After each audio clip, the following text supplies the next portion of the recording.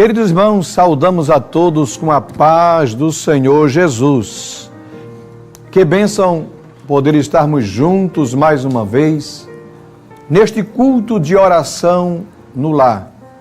Agradecido ao nosso Deus pela salvação da nossa alma, pelo perdão dos nossos pecados, pela morte expiatória do Calvário, que nos faz possível a entrada nos céus, a certeza que um dia adentraremos as mansões celestiais. Agradecido a Deus pela vida do nosso muito digno pastor presidente, o pastor Ailton José Alves, que tem nos confiado de, atendendo a sua escala, estar aqui nesta oportunidade, neste culto abençoado, junto com o pastor Samuel Albuquerque, que é uma alegria poder estarmos juntos, com o pastor Paulo Cristóvão, que estávamos com saudade, pastor Paulo, já dos cultos que o senhor não pôde estar com a gente, mas a gente estar aqui unidos hoje para a glória de Deus. E grato a Deus pela sua vida, porque você estar aí cultuando com a gente nesta noite, em mais um culto de oração no lar. Tivemos o nosso primeiro momento de oração após a leitura da palavra de Deus, e com a graça de Deus nós iremos trazer uma reflexão bíblica e logo após teremos o segundo momento de oração. Se você perdeu o primeiro, não perca o segundo, que é muito bom estar no altar de Deus. É muito bom estar no altar da oração. É lá que a gente fala com o Senhor e não apenas falamos com Ele, porque a oração, meu querido, você que talvez não ainda fez sua decisão para Cristo e não entende, a oração é diferente de uma reza. A reza é uma repetição de palavras, de frases, mas a oração é diferente. A oração não é um monólogo, onde apenas um fala. Não, a oração é um diálogo. Glória a Deus. Você que ora sabe disto, que a oração você conversa com Deus, mas também você ouve Deus falar com você. Oh, glória a Deus. Você que está na sua casa, você já teve essa experiência?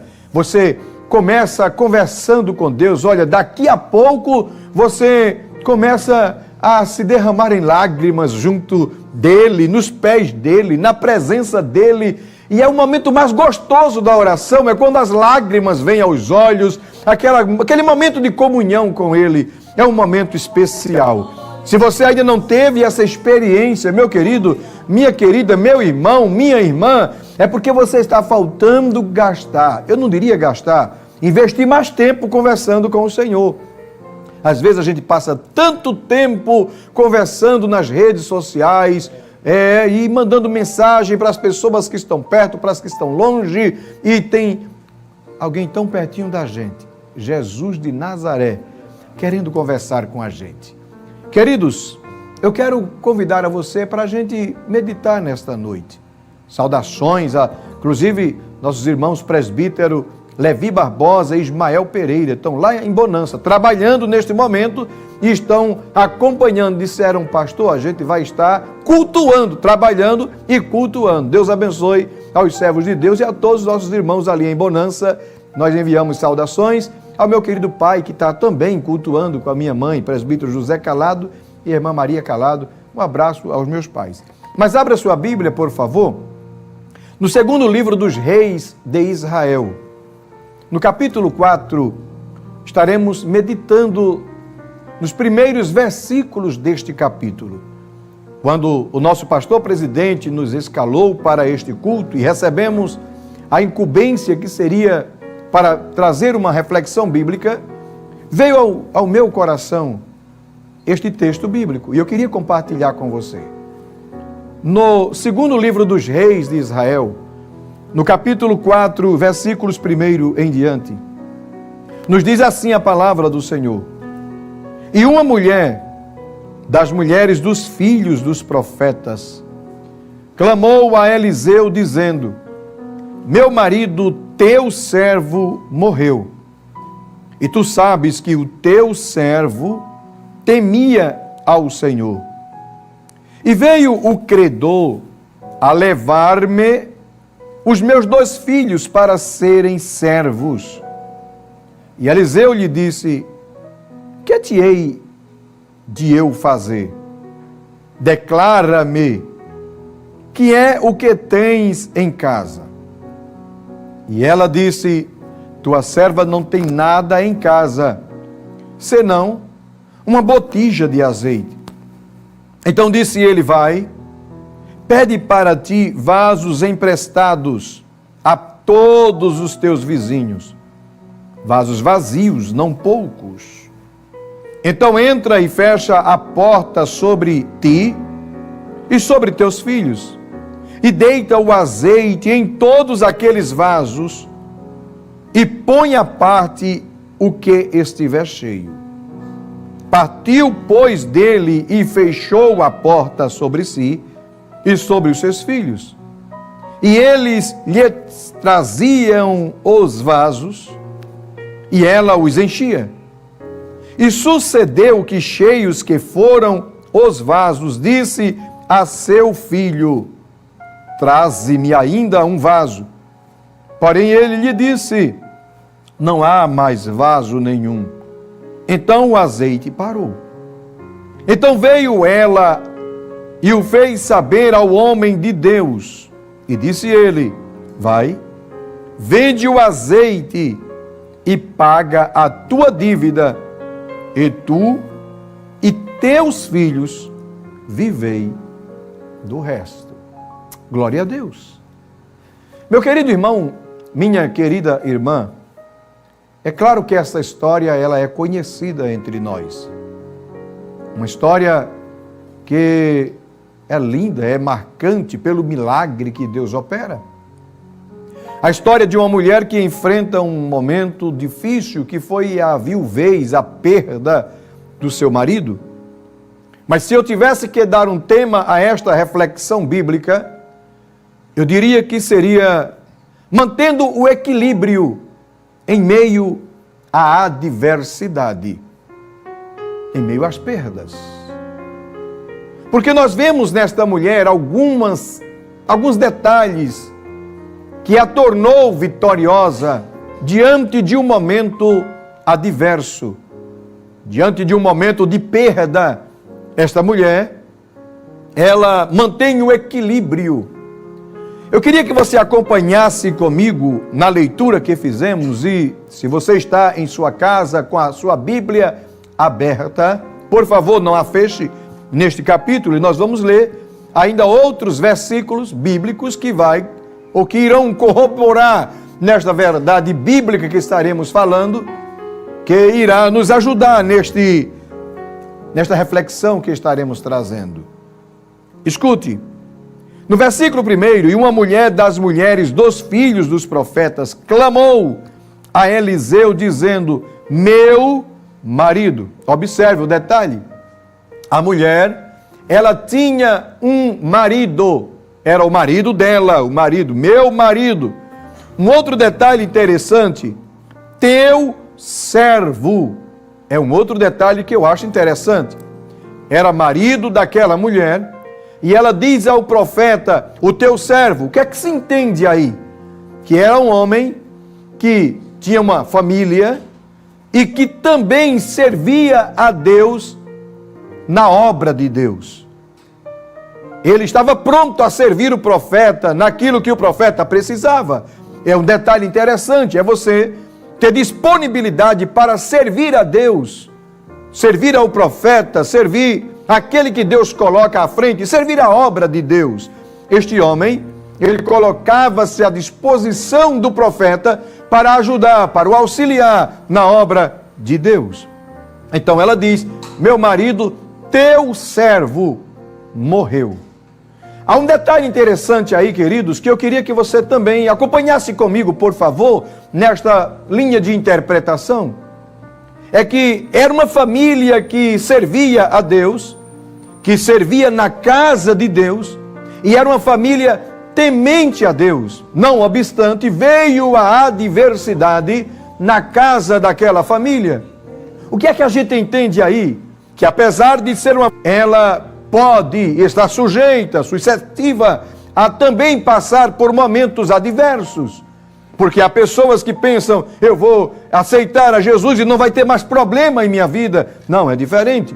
Existe até alguém pregando aí, pare de sofrer, aceite, venha para cá, fazer parte desta igreja, igreja tal ou igreja... Não, escute, Jesus não disse isto. Jesus disse, no mundo tereis aflições e tribulações. Mas ele disse, tenha bom ânimo, porque eu já venci este mundo no qual você terá aflições e tribulações. Esta família servia e temia a Deus, porque a sequência do texto vai nos dizer, teu servo temia ao Senhor. Logo, morreu um homem que era temente a Deus. Isso é muito interessante a gente observar. Mas eu queria que você nos acompanhasse nesse texto bíblico e nesta reflexão. Mais adiante nós veremos que diz, e veio o credor a levar-me os meus 2 filhos para servirem de servo. Servo aqui é servir de escravo, para o pagamento de uma dívida que aquele homem que era um servo de Deus, que servia a Deus, mas deixou uma dívida e partiu antes de concluir a quitação daquela dívida. Então, queridos, na época, culturalmente, era permitido que fosse levado filhos para que servissem de servo até que a dívida fosse quitada. Mas eu vejo uma atitude e um equilíbrio naquela mulher. Você já pensou? Sai o enterro, o cortejo fúnebre, de repente volta para sua casa aquela mulher com seus filhos. No outro dia bate à sua porta, dona fulana, eu vim aqui receber o valor que o seu marido estava me devendo. E de repente ela disse, eu não tenho com que pagar. E ele diz, não tem problema.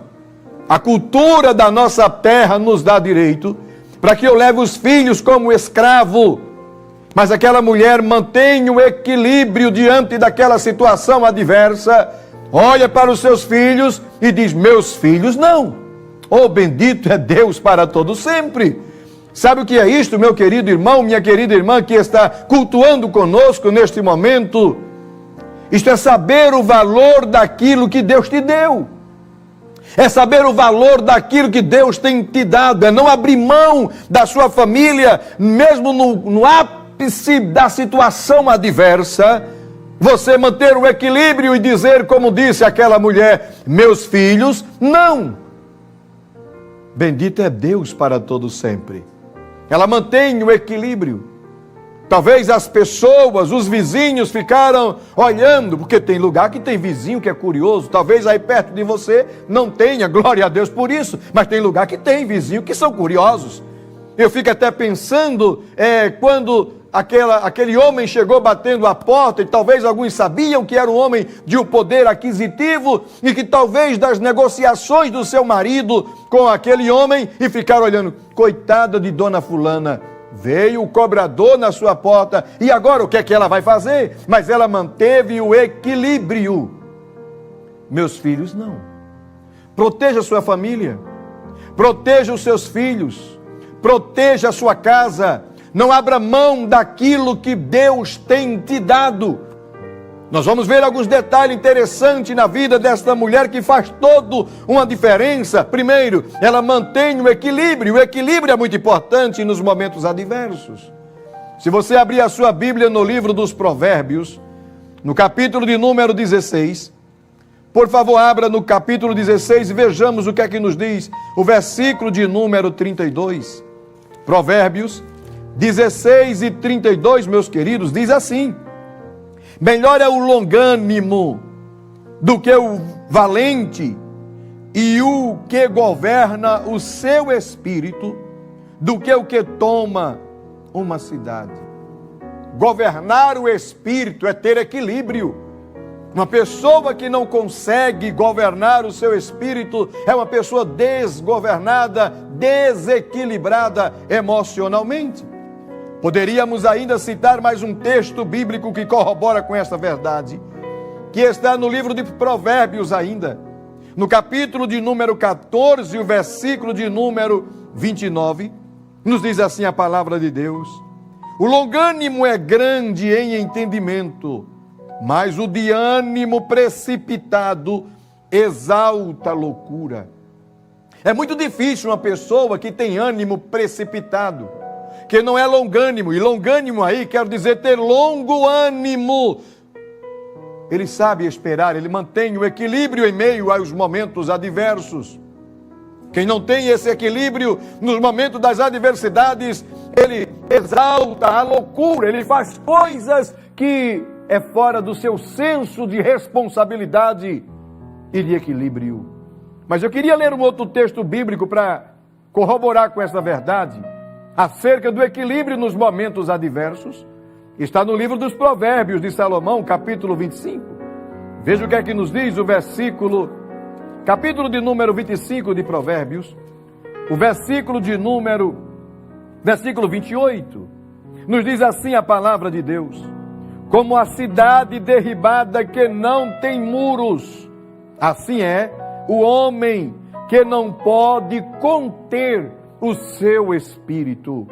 Meus irmãos, minha irmã, conter o espírito é algo muito importante, de lhe dar segurança, lhe dar equilíbrio. Isto é importante nos momentos adversos.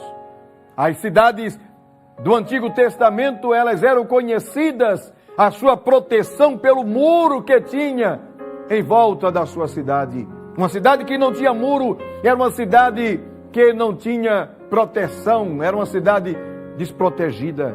Assim é uma pessoa que não consegue manter o equilíbrio diante dos momentos adversos. E aquela mulher manteve o equilíbrio, meus filhos não.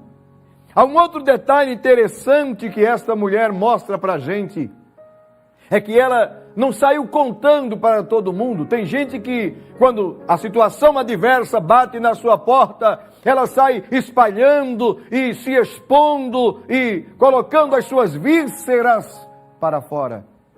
Aquela mulher, ela soube a quem recorrer. Ela vai ao homem de Deus. Ei, meu irmão, minha irmã, se a situação tem se levantado, a onda tem se levantado, a turbulência tem batido a tua porta, querido, não saia espalhando os teus problemas, o problema da tua casa e da tua família. Procura o homem de Deus, vai à pessoa certa. Sabe o que é que Jesus disse acerca disso? Jesus orientou algo tão especial e que muitas vezes as pessoas se esquecem. Só usa esse recurso no final ou quando não há a quem mais recorrer. Jesus disse: entra no teu quarto, entra no teu aposento, fecha a porta do teu quarto sobre si e ora ao teu pai que está em secreto, e teu pai que está em secreto te recompensará, te responderá, trará resposta de vitória para ti. Bendito é Deus para todos sempre. Mas você não deve estar espalhando os teus problemas, tuas necessidades, se expondo quando a orientação é buscar a pessoa certa. Aquela mulher, ela vai à pessoa certa, ela vai ao homem de Deus, ao profeta. E ao chegar ao profeta, há um detalhe interessante nessa história. Ela conta: meu marido, teu servo, morreu. E tu sabes que ele temia a Deus, veio o credor para levar os seus filhos. Aí entra a palavra do homem de Deus. Eu vejo nessa recepção do profeta dois momentos. Primeiro, o homem, o profeta, ele diz assim: o que é que eu tenho a ver com isso? Isso é a palavra do homem. Ele viu a situação difícil. Ah, mulher, eu não tenho dinheiro para te emprestar, para pagar isso aí. Isso é conjectura minha. Mas aí vem de repente a orientação de Deus na mente e na vida do profeta para aquela mulher. É por isso que você deve procurar a pessoa certa. Você deve procurar o homem de Deus. Deus tem uma palavra através do homem de Deus para esta situação que você está passando. Bendito é Deus para todo sempre.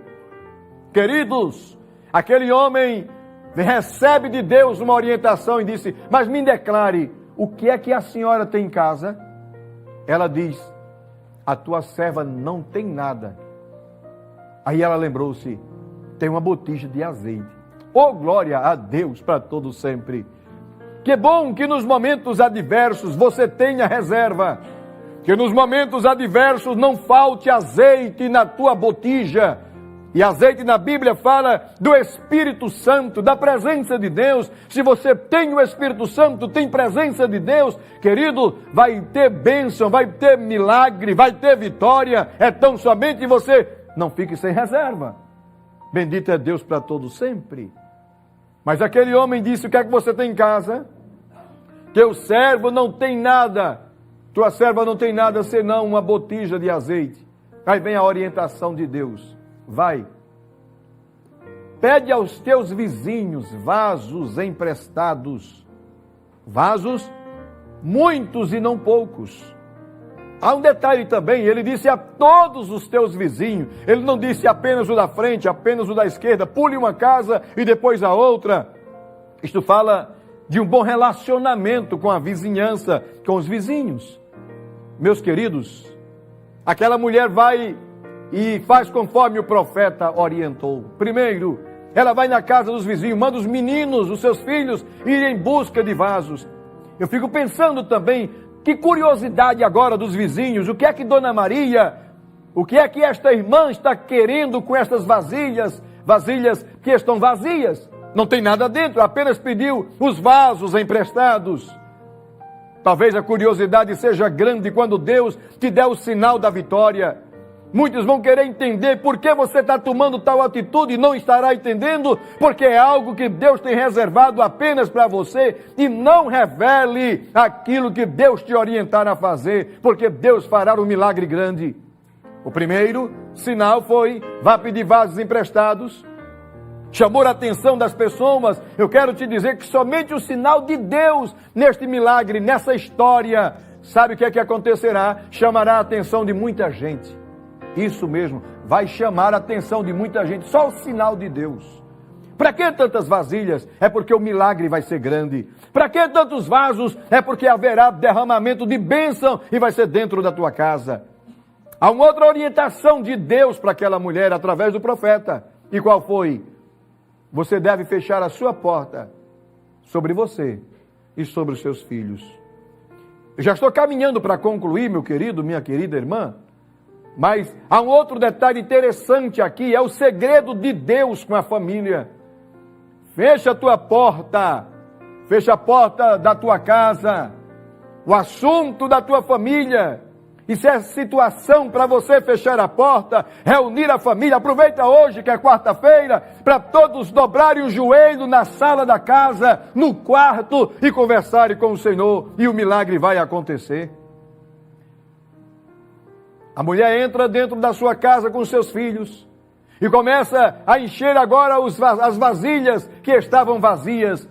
Há um outro detalhe, é que o azeite estava na mão dela. O milagre de Deus vai acontecer na tua mão. Dá para você dar glória aí em casa onde você está? É da tua mão que o milagre vai acontecer. Junte a sua família, feche a sua porta e ore. E vai ter milagre. E eu quero convidar a você para o segundo momento de oração agora. Aproveite esta palavra e junte a sua família e diga ao seu filho, ao seu marido, aos irmãos, diga: vamos orar, este é o momento da oração. E ore comigo. Ó Pai, no nome soberano de Jesus, a Tua palavra foi ministrada nesta noite, Senhor, neste momento. Ó Deus, e assim como aquela mulher enfrentava um momento adverso, eu sei que neste momento, neste grande culto de oração, Senhor, em todo o mundo, existem pessoas enfrentando momentos adversos, mas que neste momento estão orando comigo, Senhor, lá na casa dele, no carro, no trabalho, no hospital, aonde quer que esteja.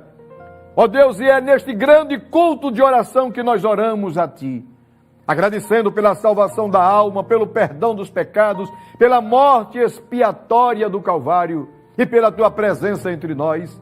E porque Tu és um Deus onipresente, Tu estás aqui conosco nesse estúdio, aqui na Rede Brasil, mas também estás no lar, na casa, no hospital, no trabalho e até, Senhor, nesta cadeia pública, aonde tenha um servo Teu que neste momento foi-lhe permitido acompanhar este culto através de um equipamento Pai, em nome de Jesus, nós oramos a Ti. Nós oramos a Ti, Senhor, pela nossa pátria, pela nossa nação. Nós oramos a Ti, meu Deus, pelos governantes, meu Pai, para que haja temor nos corações, para que haja, Senhor, sabedoria da Tua parte, meu Deus, e que haja, Senhor, sempre a liberdade de podermos anunciarmos o Teu santo evangelho. Ó Pai, no santo nome de Jesus, que as Tuas mãos divinas e abençoadoras estejam sobre a nossa vida, sobre a vida de cada servo Teu que ora comigo neste momento, Senhor.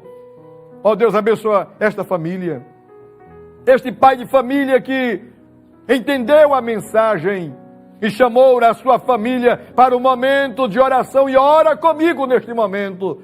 Ó Deus, vai lá nesta casa. Ó Deus, veja o milagre, faz acontecer o milagre do azeite, da multiplicação, Senhor. Eu oro por aquele que está enfrentando um momento de crise financeira. Talvez, meu Deus, pela falta do emprego, talvez pela crise econômica enfrentada pelo país, talvez, meu Deus, por uma ingestão deste líder, por falta de gerir bem aquilo que Tu deste. A crise chegou, a dificuldade bateu na porta, vieram as dívidas e o Teu filho, a Tua filha está orando comigo angustiado por conta dessa situação. Mas Tu és um Deus provedor.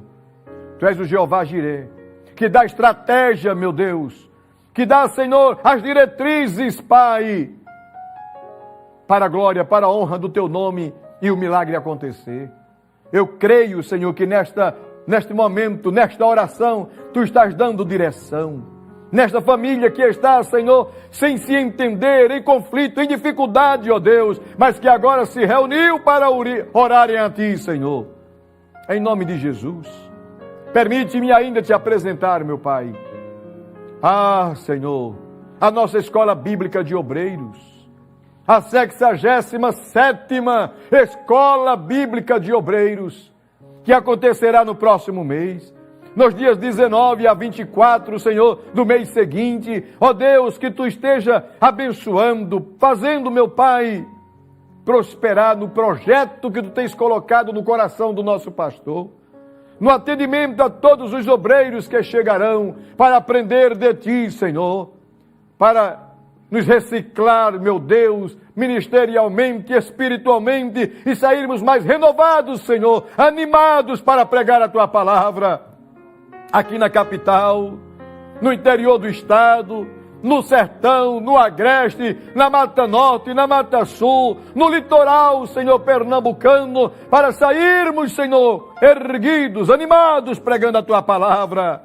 Veja cada pregador, Senhor, convidado pelo nosso pastor presidente, que estarão ministrando as palestras, as plenárias, ó Deus, e que cada uma seja cheia da Tua graça, do Teu poder e da Tua unção, que Tu possas usar poderosamente os Teus filhos, ó Pai de toda bondade e Deus de misericórdia, também prover os meios, Senhor, necessários, suprindo as necessidades, meu Deus, Deus de toda bondade e misericórdia.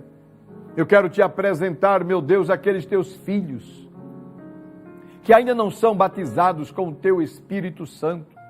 Sim, meu Deus, eu oro por ele, para que Tu, Senhor, batize também, Senhor, e que Teus dons espirituais sejam manifestos, meu Deus, manifestos em nosso meio. Eu oro por esta família, Senhor, esta família que de repente está enfrentando um momento de uma frieza espiritual. Desperta esta família, fortalece esta família, aquece a cada coração, meu Deus.